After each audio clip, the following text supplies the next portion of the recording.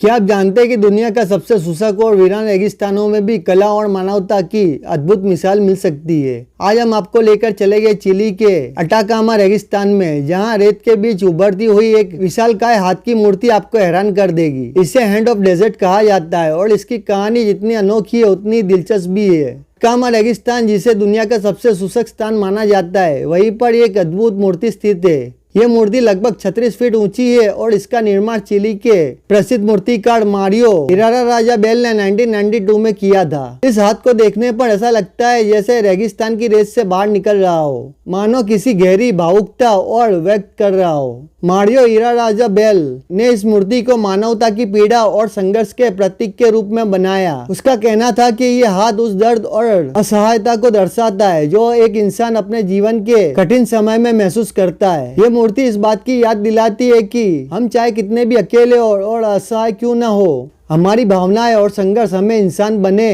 रहने की याद दिलाता है। अटाकामा रेगिस्तान के बंजर रेत में खड़ी ये हैंड ऑफ डेजर्ट हमें याद दिलाती है कि कला की कोई सीमा नहीं होती है। यह रेगिस्तान की सूनी और निर्जर जगह को भी मानवीय भावना और कला से भर देती है। अगर आप चिली की यात्रा पर है तो इसे अनोखी मूर्ति को देखना ना भूलें।